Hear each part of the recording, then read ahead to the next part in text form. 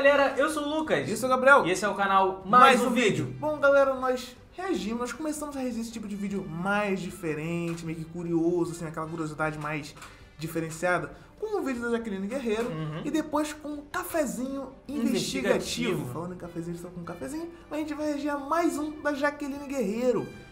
Caso o Massacre de Realengo. Galera, esse tipo de vídeo não é um vídeo que a gente está muito habituado, né, a fazer. São casos mais sérios, casos mais chocantes, polêmicos até. E a gente conhece Realengo, sabe? A gente mora perto de Realengo, a gente mora aqui no subúrbio nas redondezas, na zona oeste do Rio de Janeiro. E isso pegou essa área aqui de, pô, mano, afetou muito aqui também. Pelo que eu me lembro, foi em 2011 isso, e eu lembro, a gente tem muita história pra contar, mas a gente vai ver o vídeo e novamente, como a gente falou no primeiro vídeo da Jaqueline, se a própria Jaqueline não quiser que a gente reaja ao conteúdo dela, por favor, nos mande um e-mail, avise aqui embaixo mesmo, que a gente prontamente vai retirar o vídeo do ar, beleza? Vamos lá, guys. Bora pro vídeo, rapaziada.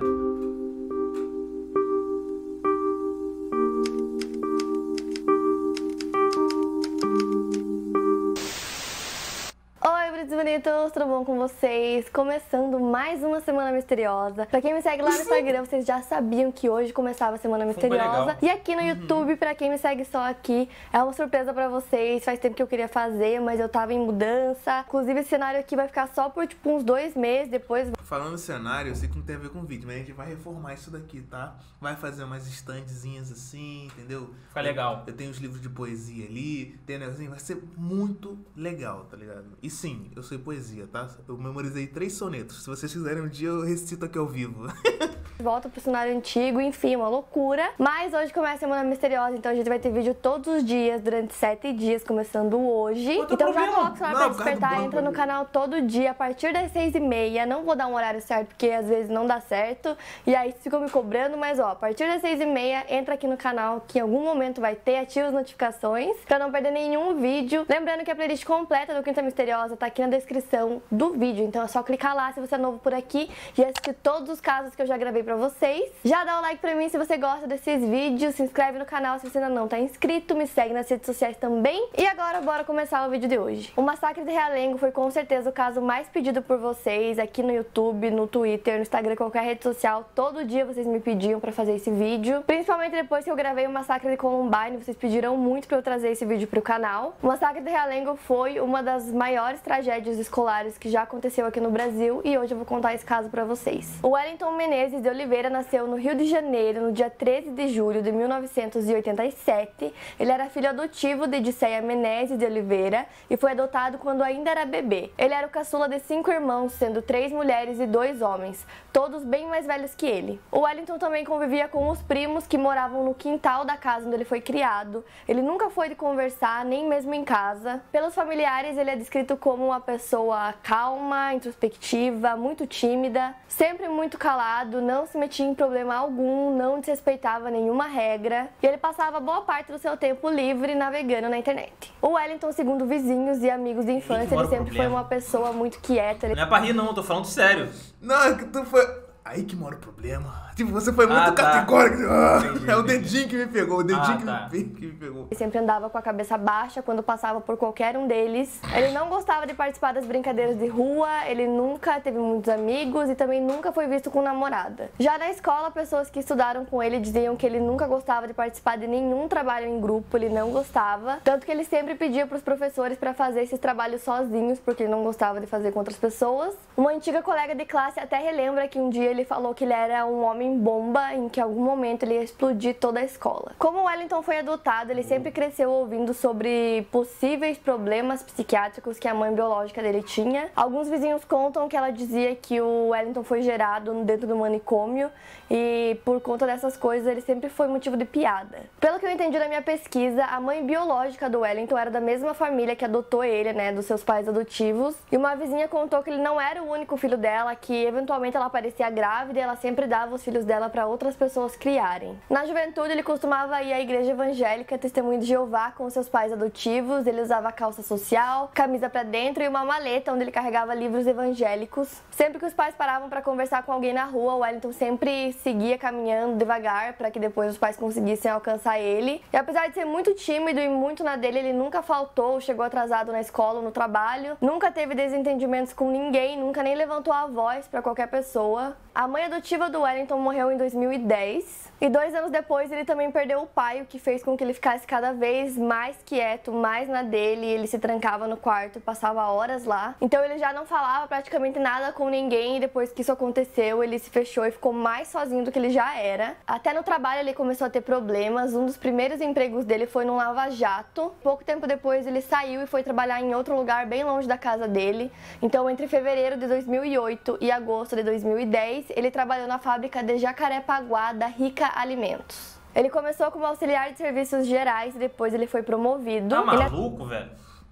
Tá maluco, mano? Eu não vou fazer esse tipo de piada. Não tô fazendo piada não, é que, mano, fica muito sério isso, olha isso, cara. Não, tipo assim, essa foto aqui já me deu um pouco de gatilho, entendeu? Essa daqui, então... Caraca, que doido!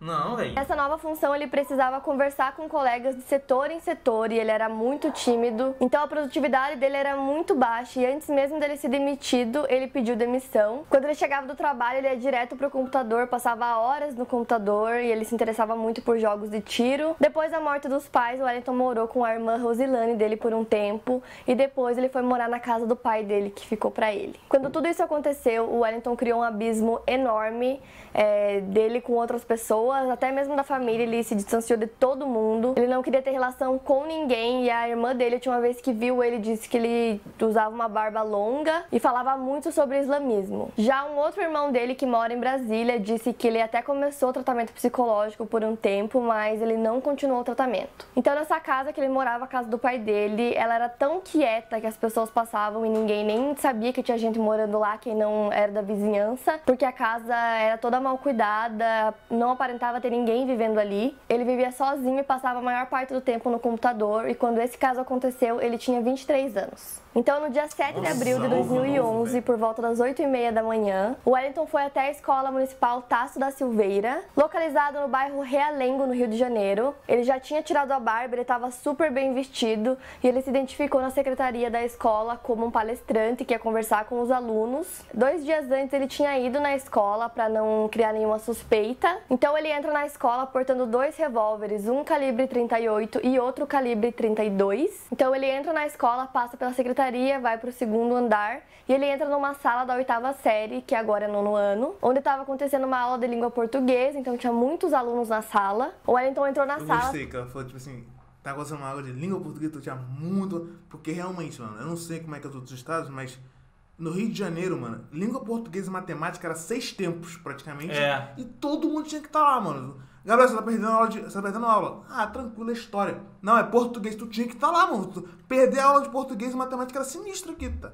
Sem pedir licença, sem bater na porta, muito calmo. Pegou as suas 2 armas, uma em cada mão, e ele começou a atirar nos alunos. Nos meninos ele atirava nos braços e nas pernas, e já nas meninas ele atirava direto na cabeça. E ele posicionava a arma na testa dela. Cara, tu viu como é que até pra ela fazer esse vídeo é difícil. Viu a respirada que ela deu ali? Ela tá meio que olhando assim já, porque, cara, é difícil, tá ligado? Você ficar narrando. Isso tá difícil pra gente ouvir.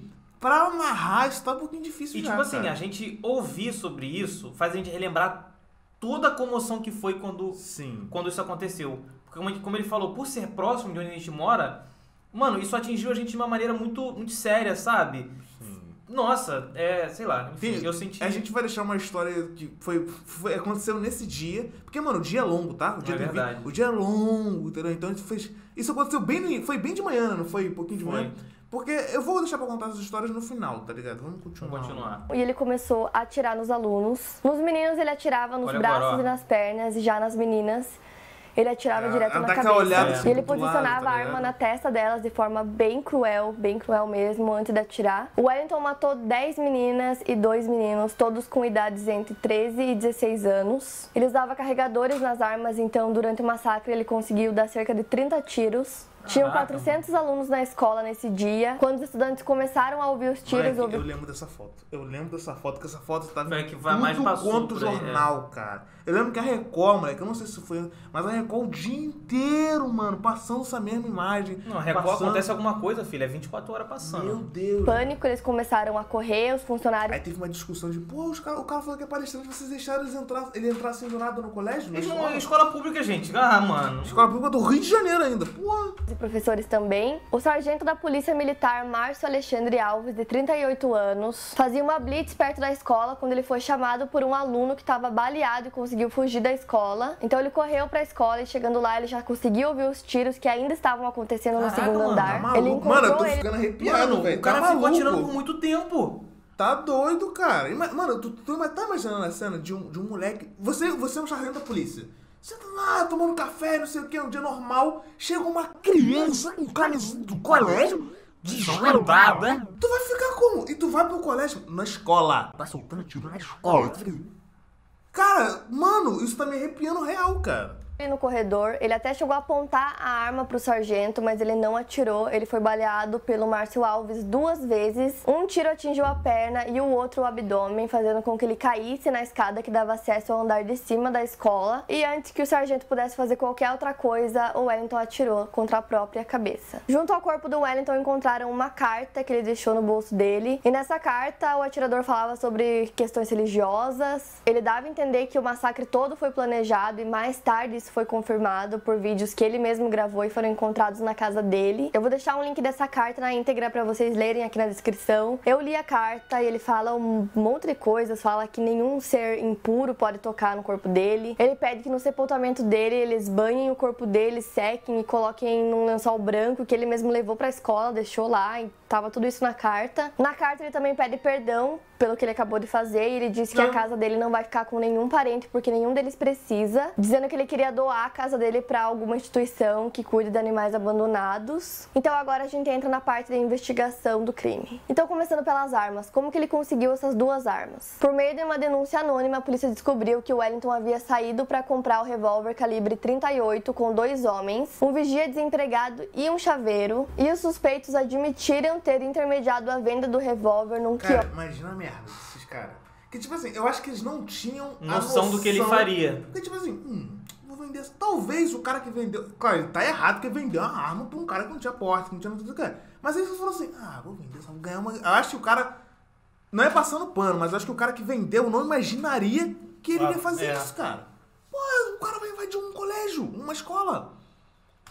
Próximo à casa do Wellington, e ele disse para esses 2 homens que ele ia usar esse revólver para se proteger, já que ele vivia sozinho. Então no dia 14 de abril, o homem que vendeu o revólver foi localizado pela polícia. Ele também vendeu 60 cartuchos de munição e um carregador rápido speed loader, que fazia com que a arma carregasse muito mais rápido. Os policiais também conversaram com um ex-colega dele chamado Abdul, com quem ele sempre conversava pela internet, mas acabaram descartando qualquer possibilidade de cumplicidade no crime. Os suspeitos foram presos e depois eles disseram que se arrependeram muito de ter feito a venda do revólver porque eles não tinham ideia do motivo, que ele seria usado. E até hoje não se sabe como ele conseguiu o segundo revólver que ele usou no dia. E qual seria o motivo do crime? Existem várias teorias sobre qual seria o real motivo do massacre. Uma das mais fortes é somando todo o caráter religioso que ele tinha com bullying que ele sofreu no colégio durante o tempo da escola. Isso, pessoas que estudaram com ele afirmaram que ele realmente sofria bullying na escola. Ele era viciado em jogos bem violentos, jogos de tiros, e ele também era muito viciado no assunto ataques terroristas. Esse mesmo colega disse que o Wellington ele era muito reservado e um dos principais assuntos dele eram atentados terroristas, como por exemplo o 11 de setembro, que ele dizia ser o seu preferido. Na casa dele foram encontradas várias coisas, muitas cartas, nas quais ele dizia ter ligações com grupos extremistas islâmicos. Ele dizia que praticava o islamismo, que ele lia o Alcorão 4 horas por dia, que ele meditava sobre atentados e ele tinha interesse em conhecer países muçulmanos. Nas cartas encontradas, ele também mencionava 2 extremistas que ele mantinha contato pela internet. Um deles dizia até que quase participou do 11 de setembro. Porém, a polícia meio que descartou essas informações porque que tudo parecia apenas ser delírios mesmo do Wellington, não que ele realmente tivesse alguma coisa com essas pessoas. E também essas cartas e as coisas que ele deixou que diziam que ele tinha contato direto com o islamismo aqui no Brasil. Posteriormente foi negada por pessoas próximas a ele e também pela União Nacional das Entidades Islâmicas do Brasil, que também negou qualquer coisa que envolvesse ele. Então, apesar das roupas que ele usava, de todas as coisas que encontraram na casa dele ter pedido para fazer uma série de coisas com o corpo dele, com lençol branco e tudo mais, todas essas coisas estão de acordo com os rituais islâmicos praticados durante o sepultamento. Então, apesar de tudo isso, ele não tinha vínculo direto nenhum com nenhuma comunidade islâmica. Já fontes ligadas aos direitos humanos afirmaram que o crime também foi motivado por misoginia, porque analisando o perfil do Wellington e do crime, as meninas foram mais visadas, sendo os tiros disparados contra os meninos acidentais. Outra coisa também que encontra... Na menina ela disse... Era o alvo principal, praticamente. É uma página de ódio bem famosa na época, cujos donos foram presos em março de 2012, que exaltava a ação do Wellington no momento do crime. Na casa dele também foram encontrados 2 vídeos em que ele falava sobre as motivações do crime. Ele fez um discurso bem confuso e eu vou ler um pedacinho pra vocês. No vídeo ele fala: "A luta pela qual muitos irmãos no passado morreram, eu morrerei. Não é exclusivamente pelo que é conhecido como bullying. A nossa luta é contra pessoas cruéis, covardes, que se aproveitam da bondade, da inocência e da fraqueza de pessoas incapazes de se defenderem." Em outro vídeo ele diz: "A maioria das pessoas que me desrespeitam acham que eu sou um idiota, que se aproveitam da minha bondade e me julgam antecipadamente.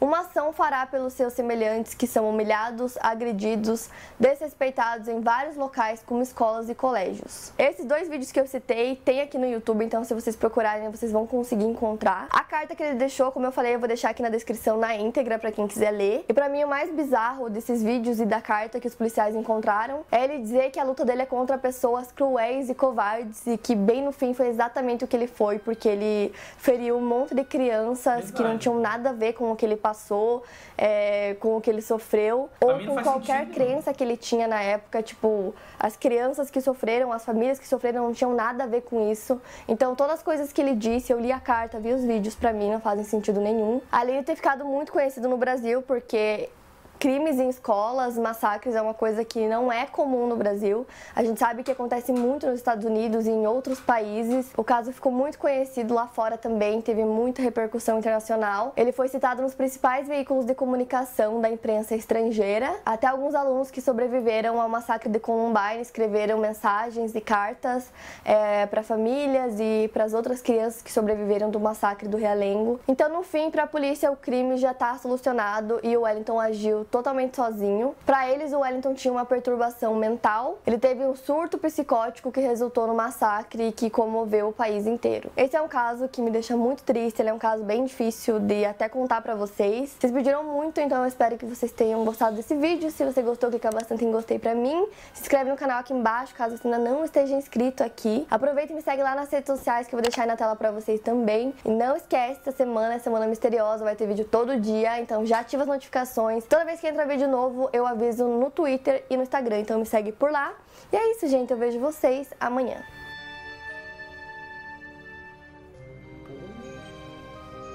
Mano, eu vejo foto em preto e branco, pra mim já dá gatilho já dá medo. Nesse dia que aconteceu isso, eu tava na escola, eu estudava de manhã, no colégio, tá? Não, escola. Escola é o ensino fundamental, colégio é o ensino médio. Eu tava na escola e tava de manhã, era uma aula de geografia, eu adorava o professor de geografia, e do nada ele saiu. Do nada ele saiu, não é comum o professor do nada deixar a turma sozinho. Veio o secretário, né? O professor da secretária, vem cá. Aí tá, beleza. E não tinha, 2011, não tinha nada, a gente tinha no máximo MP3 tocando. Só que aí eu desci pra buscar água, querendo água e tal. Aí eu passei na secretaria e fui ver, mano, todos os professores assim, ó. Olhando na TV. Olhando na TVzinha, não era as TV de hoje em dia, era uma TV, não era de tubo também, mas era uma TV de aquelas TV. Aí eu, mano, deve ter acontecido alguma coisa. Aí eu chamei o pessoal, não era só na minha turma, todo mundo desceu, que era no segundo andar, todo mundo desceu pra ver o que tava acontecendo. E a gente ficou meio esquisito, né? Aí a gente saiu, o professor voltou, o professor explicou pra gente o que tava acontecendo. Moleque, a turma inteira. Sabe aquela pessoa que fica falando besteira? Todo mundo ficou quieto. Porque o professor falou, tá acontecendo alguma coisa, não lembro. E escola de lá sofreu um atentado, não sei o que. Só a palavra atentado já deixou a gente arrepiado, cara. A gente, e todo mundo saiu falando disso. Porque de colégio, tudo mais, a gente saiu. Quando eu cheguei em casa, meu irmão falou assim: pô, bora, porque a gente queria a bateria. A gente tava na época de jogar Rock Band e tal, e eu tinha comprado uma bateria, eu tinha que buscar. Minha mãe tava desesperada, porque eu cheguei, minha mãe, obviamente, pô, não é tão perto assim, mas é perto, minha mãe ficou um pouquinho preocupada, mas é tranquilo. Mas a gente passou por lá, quando a gente passou foi. por No lá. caminho da Taço da Silveira, então... A gente passou por lá, a gente viu a escola, a gente dá pra ver que tinha gente pra caramba ainda lá. Todo mundo só falava disso, cara. Era polícia, era... Nossa, era muita coisa, a gente foi de trem, a gente passou muito perto. Aí quando a gente chegou na casa do cara pra pegar a bateria, a gente sentou e a TV era a mesma só coisa. isso. Aí a gente pegou água lá enquanto ele pegava a bateria, porque era do The Beatles. E a gente vendo isso. Aí a gente voltou, ainda tava falando sobre isso, cara. Isso foi uma parada inacreditável. Foi uma semana inteira falando disso, velho. Mano, não é comum isso. Nos Estados Unidos, cara... não é o que a gente não quer que seja comum em nenhum lugar. Mas nos Estados Unidos lá acontece com mais frequência, infelizmente. Sim, cara. Então, tipo, a gente ficou muito chocado com esse negócio. Muito, velho. Tá maluco, velho. 2011 foi sinistro. Foi sinistro, cara. E reviver essa história dela contando foi meio pesado, tá ligado? Pô, deu pra ver o momento que ela dá uma respirada, porque, tipo assim, essas coisas, sabe, é bem... Nossa, mano, caraca. Tipo, a gente não tá acostumado também a reagir a esse vídeo. Porque a gente costuma rir, a gente costuma zoar, mas não dá pra fazer isso. E vocês verem gente sério é raro. É raro. Mas enfim, espero que vocês tenham gostado. Mais vídeos da Jacqueline virão. E de outros canais também, assim como aquele dos ossos que você falou. Colecionador de ossos. Temos que trazer também. Nós iremos trazer. Lembrando que esse vídeo aqui vai sofrer algum tipo de censura, porque o YouTube ele é muito categórico, principalmente com a gente, com qualquer tipo de coisa que possa passar. Gatilho? Entendeu? Então vai ter algumas... Você vai ver a gente falando igual Flanger, tipo assim... Algumas palavras que a gente acabou usando. Algumas censuras, entendeu? E o próprio título tá censurado. Tudo pra tentar deixar esse vídeo no ar, ok? Muito obrigado a todos, espero que vocês tenham gostado desse vídeo. Até a próxima e tchau!